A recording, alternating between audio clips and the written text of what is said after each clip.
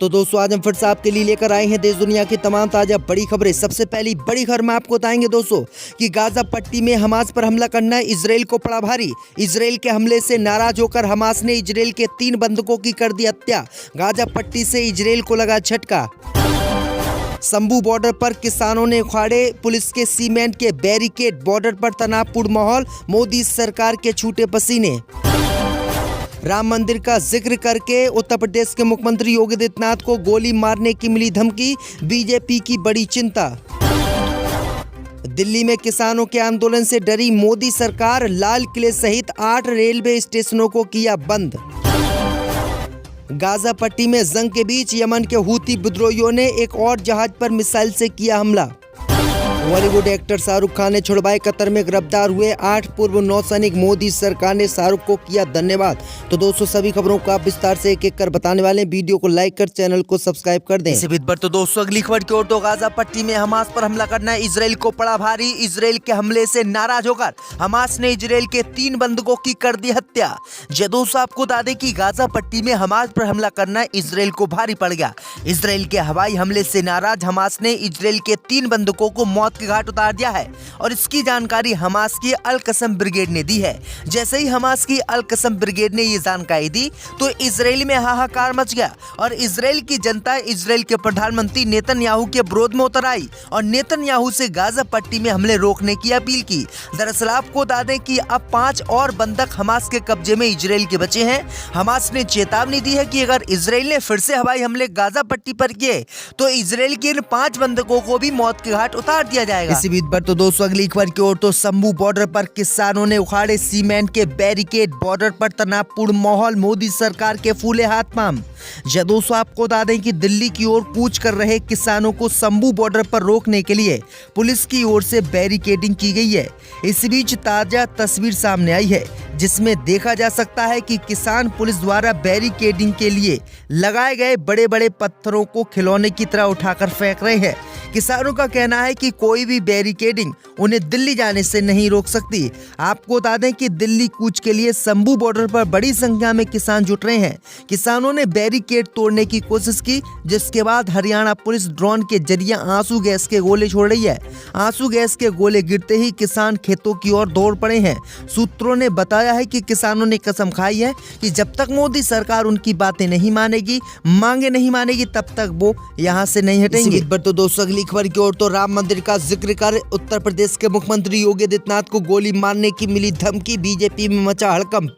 दोस्तों आपको बता दें कि राम मंदिर का जिक्र करके उत्तर प्रदेश के मुख्यमंत्री योगी आदित्यनाथ को गोली मारने की धमकी मिली है। ये धमकी ऐसे वैसे नहीं बल्कि वीडियो बनाकर दी गई है। वहीं आपको बता दें कि उत्तर प्रदेश में मुख्यमंत्री को धमकी मिलने के बाद योगी सरकार और बीजेपी के हाथ पैर फूल गए हैं। एक युवक ने रील बनाकर सोशल मीडिया प्लेटफॉर्म ट्विटर पर डाला है। वायरल हो रही रील पे पुलिस ने स्वतः संज्ञान लिया है। पुलिस ने मुकदमा दर्ज कर आरोपी को गिरफ्तार करने के लिए पुलिस लगा दी है। वहीं आपको बता दें कि इसमें खुले तौर पर योगी आदित्यनाथ को राम मंदिर का जिक्र करते हुए मारने की धमकी दी जा रही है जिससे योगी आदित्यनाथ की सुरक्षा बढ़ा दी गई है और योगी आदित्यनाथ भी बहुत परेशान है। पर तो दोस्तों अगली खबर की ओर तो किसानों के आंदोलन से डरी मोदी सरकार। दिल्ली में लाल किला और मेट्रो स्टेशन को किया बंद। दोस्तों आपको बता दें कि दिल्ली में किसानों के आंदोलन से मोदी सरकार डर गई है। किसान आंदोलन को देखते हुए मोदी सरकार ने लाल किला बंद कर दिया है। सुरक्षा को देखते हुए ये फैसला लिया गया है। लाल किले के बाहर बाहरी सुरक्षा बढ़ा दी गई है। इससे पहले दिल्ली की 8 मेट्रो स्टेशनों को भी बंद कर दिया गया है। यात्रियों को अन्य गेटों से स्टेशन में प्रवेश करने और निकासी की इजाजत दी गई है।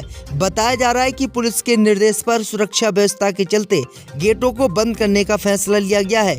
इससे पहले चंडीगढ़ में किसान और केंद्रीय मंत्रियों के बीच 5 घंटे तक हुई बैठक बेनतीजा रही, जिसके बाद किसान संगठनों ने दिल्ली चलो का आह्वान किया जिससे मोदी सरकार के पसीने छूट गए। इसी बीच पर तो दोस्तों अगली खबर की ओर तो शाहरुख के फोन के बाद हुई थी कतर में 8 पूर्व नौसैनिकों की रिहाई। बीजेपी ने किया ऐलान। दोस्तों आपको बता दें कि हाल ही में भारत सरकार ने कतर की जेल में बंद 8 पूर्व नौसैनिकों को रिहा करवा दिया। जिसमें से 7 सैनिक भारत लौट आए हैं। इसी बात की जानकारी देश के प्रधानमंत्री मोदी ने दी थी। वहीं उन सैनिकों की वतन वापसी पर बीजेपी नेता सुब्रमण्यम स्वामी ने शाहरुख खान का हाथ बताया है। उन्होंने प्रधानमंत्री मोदी के ट्वीट पर रिप्लाई करते हुए कहा कि इस रिहाई में बॉलीवुड एक्टर शाहरुख खान का हाथ है, जिसको लेकर अब शाहरुख खान की ओर से भी एक आधिकारिक बयान जारी किया गया है। इसी बीच पर तो दोस्तों अगली खबर की ओर तो किसान आंदोलन के बीच दिल्ली में लगा भयंकर जाम, रेंग रही हैं गाड़ियां। दोस्तों आपको बता दें कि एक बार फिर किसान अपने मुद्दे को लेकर राष्ट्रीय राजधानी दिल्ली की तरफ कूच कर रहे हैं। ऐसे में किसानों के दिल्ली चलो आह्वान के बाद हजारों किसान आज दिल्ली से सटे हरियाणा उत्तर प्रदेश के बॉर्डर में जमा हो सकते हैं। इस बीच दिल्ली और आसपास के कई इलाकों में लोगों को भारी जाम का सामना करना पड़ रहा है, जिसमें सबसे ज्यादा परेशानी अपने वाहनों से गाजियाबाद और नोएडा से दिल्ली आने वाले लोगों को हो रही है। दिल्ली को उत्तर प्रदेश के गाजियाबाद और नोएडा से जोड़ने वाली गाजीपुर और चिल्ला सीमाओं पर राजमार्गों पर कारों की लंबी कतारें देखी गई। जाम में फंसे एक शख्स ने इंडिया न्यूज को बताया है कि ग्रेटर नोएडा दिल्ली मार्ग में उन्हें अपने ऑफिस पहुंचने पर इस बार 2 घंटे से ज्यादा का एक्स्ट्रा टाइम लगा। यानी आपको बता दें कि किसान आंदोलन की वजह से 1 किलोमीटर की दूरी 1 घंटे में दिल्ली में तय हो रही है। इसी बीच पर तो दोस्तों अगली खबर की ओर तो गाजा पट्टी में जंग के बीच यमन के हूती विद्रोहियों ने एक और जहाज पर किया मिसाइल से हमला। दोस्तों आपको बता दें कि गाजा पट्टी में जंग के बीच यमन के हूती विद्रोहियों ने लाल सागर में एक और जहाज पर मिसाइल से हमला कर दिया है। वहीं आपको बता दें कि यह हमला सोमवार को किया गया है। सोमवार को बाब अल मंडेब जल मरुस्थल में एक जहाज पर सोमवार को 2 मिसाइल से हूती विद्रोहियों ने हमला किया। शक है कि यह हमला यमन के हूती विद्रोहियों ने किया है। ब्रिटेन की सेना के यूनाइटेड किंगडम ट्रेड ऑपरेशन ने एक बयान जारी किया है और बताया है कि हमले में कोई भी घायल नहीं हुआ है, लेकिन जहाज काफी खराब हो गया है। तो ये बड़ी अपडेट आई दोस्तों की लगातार लाल सागर में यमन के हूती विद्रोही इजराइल और इजराइल से जुड़े उसके दोस्त देशों के जहाजों पर हमला कर रहे हैं। इसी बीच पर तो दोस्तों अगली खबर की ओर तो स्वामी प्रसाद मौर्य ने समाजवादी पार्टी के राष्ट्रीय महासचिव के पद से दिया इस्तीफा, अखिलेश पर लगाए गंभीर आरोप। दोस्तों आपको बता दें कि समाजवादी पार्टी के कद्दावर नेता और पूर्व मंत्री स्वामी प्रसाद मौर्य पार्टी से इस्तीफा दे दिए हैं। उन्होंने पत्र में लिखा है कि जब से समाजवादी पार्टी में वो शामिल हुए हैं, लगातार जनाधार बढ़ाने की कोशिश की है। सपा में शामिल होने के दिन ही कहा उन्होंने कि मैंने नारा दिया था कि 85 तो हमारा है, 15 में बंटवारा है। वहीं आपको बता दें कि आगे उन्होंने आरोप लगाया है कि मैं कोई भी बयान जारी करता था तो समाजवादी पार्टी उसको सपोर्ट नहीं करती थी और समाजवादी पार्टी कह देती थी कि ये उनका निजी बयान है, जिससे मेरे कार्यकर्ताओं का मनोबल टूटता था, इसलिए मैंने समाजवादी पार्टी छोड़ने का ऐलान किया। इसी बीच पर तो दोस्तों अगली खबर की ओर तो अखिलेश यादव को एक और बड़ा झटका, राज्यसभा चुनाव में सपा के कैंडिडेट को वोट नहीं देगी पल्लवी पटेल। दोस्तों आपको बता दें कि लोकसभा चुनाव के अब कुछ ही महीने बचे हैं। इस बीच अखिलेश यादव को आज बड़ा झटका लगा है। एक तरफ जहां स्वामी प्रसाद मौर्य ने सपा के राष्ट्रीय महासचिव के पद से इस्तीफा दे दिया है, तो वहीं दूसरा झटका तब लगा है जब अपना दल कमेरवादी पार्टी के नेता व सपा विधायक पल्लवी पटेल ने राज्यसभा चुनाव में सपा के कैंडिडेट को वोट नहीं देने का ऐलान किया है। दरअसल आपको बता दें कि अखिलेश यादव ने जिस तरीके से जया बच्चन और आलोक रंजन को राज्यसभा का उम्मीदवार बनाया है, उससे पल्लवी पटेल नाराज नजर आ रही हैं। उनका मानना है कि अखिलेश यादव के पीडीए के नारे के विपरीत ये उम्मीदवार तय किए गए हैं। ऐसे में उनकी पार्टी राज्यसभा चुनाव में समाजवादी पार्टी के पक्ष में वोट नहीं डालेगी। इसी बीच पर तो दोस्तों अगली खबर की ओर तो किसान आंदोलन का मामला पहुंचा उच्च न्यायालय। हरियाणा, पंजाब और केंद्र की मोदी सरकार को कोर्ट ने जारी किया नोटिस। दोस्तों आपको बता दें कि पंजाब और हरियाणा उच्च न्यायालय ने किसानों के दिल्ली चलो मार्च से संबंधित दायर 2 अलग अलग याचिकाओं पर मंगलवार को केंद्र के अलावा हरियाणा और पंजाब राज्यों को नोटिस जारी किए हैं।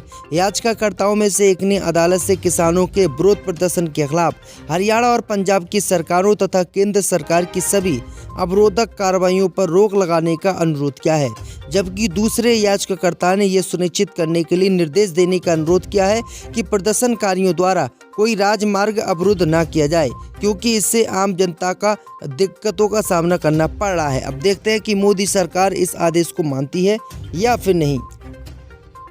इसी बीच पर तो दोस्तों अगली खबर की ओर तो अखिलेश यादव को एक और बड़ा झटका, राज्यसभा चुनाव में सपा के कैंडिडेट को वोट नहीं देगी पल्लवी पटेल।